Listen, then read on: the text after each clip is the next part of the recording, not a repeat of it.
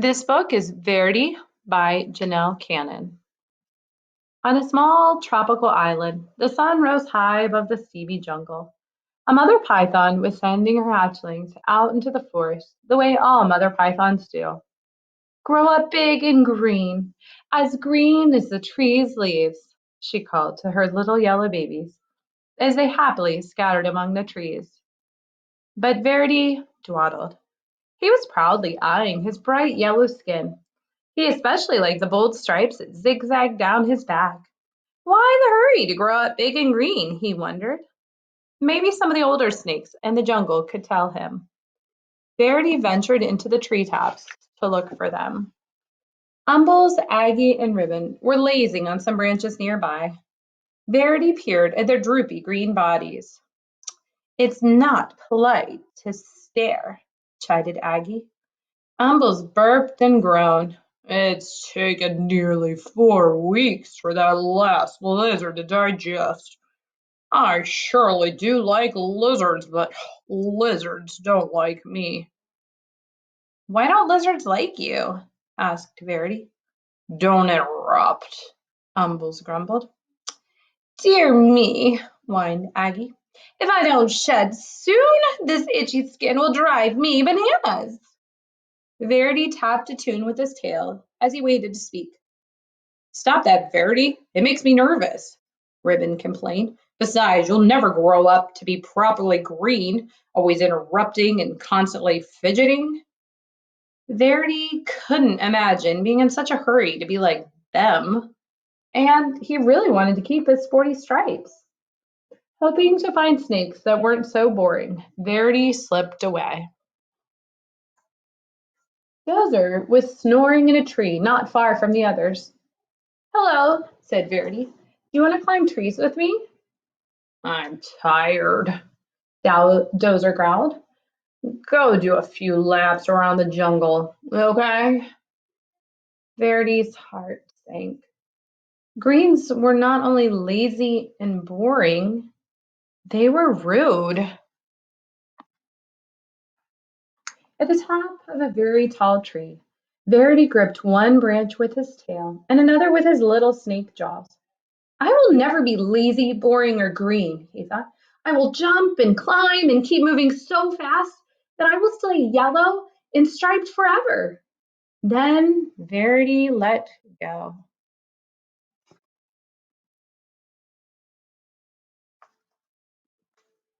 From a distance, the greens watched. Oh my, they chorused. Ribbon shook his head. At this rate, he'll be lucky to make it to his first molt.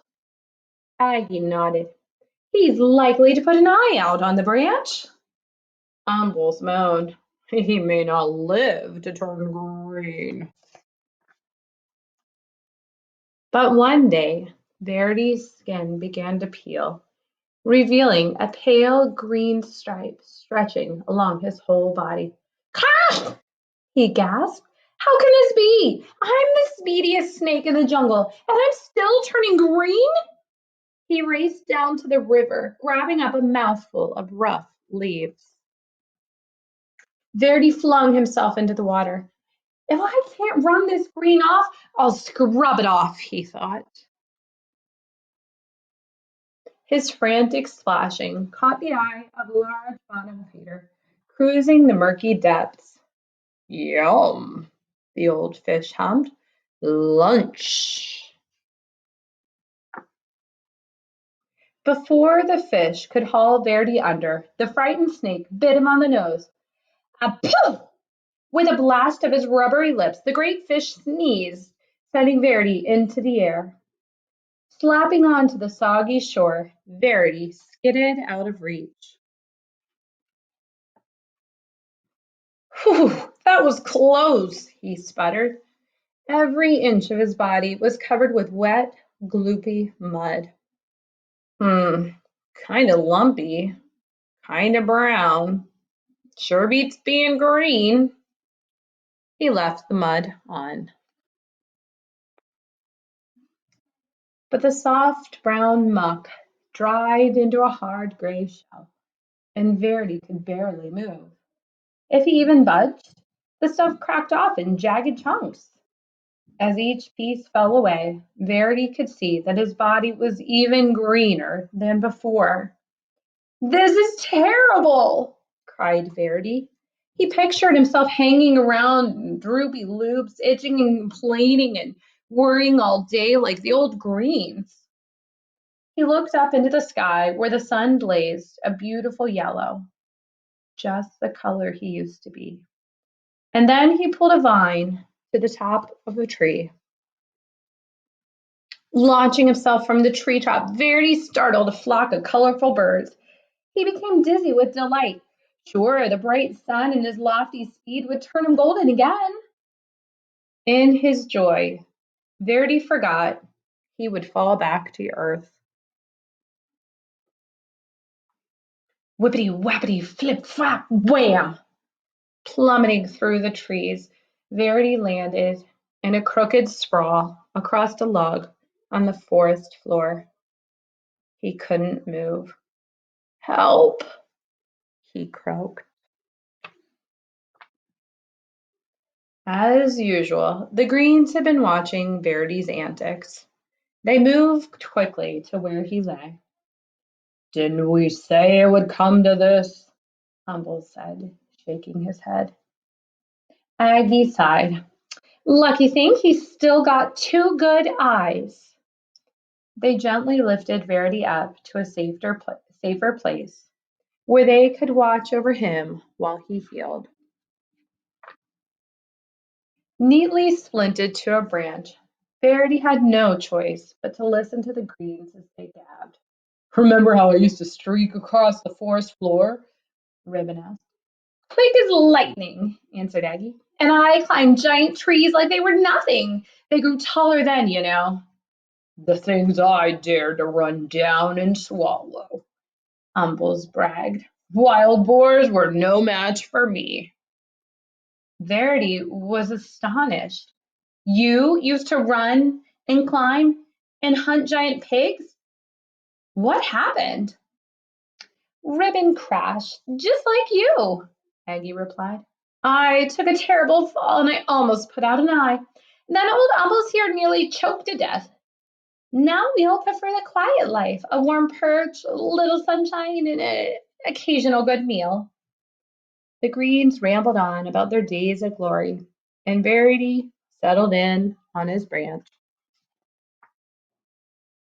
Finally, one afternoon, said, "Looks like you're ready to go again."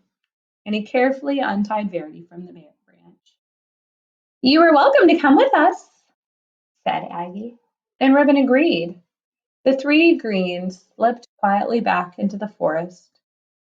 Verdi wasn't ready to join them.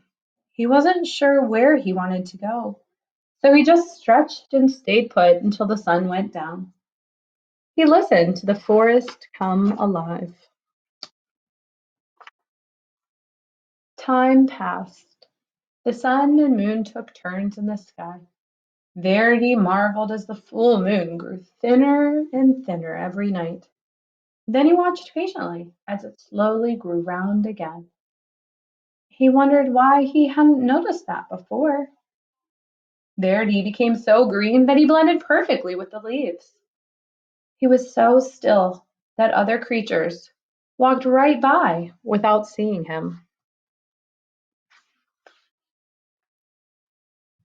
One fine morning, as Verdi basked in the sunshine, two small yellow snakes approached.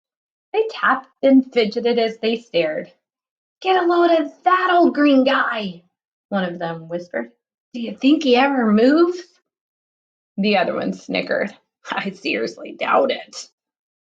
"They're just like I used to be," thought Verdi. "And now, what I was afraid to be." He looked at his big green body and slowly smiled. "How would you like to climb trees with me?" he asked. "With you?" The yellows were astounded. "I'll even show you my fancy figure eight," Verdi replied, though he was a little worried about putting his eye out. With practice, The three snakes performed a perfect triple figure eight, leaping and looping with his little green striped friends. Verdi laughed.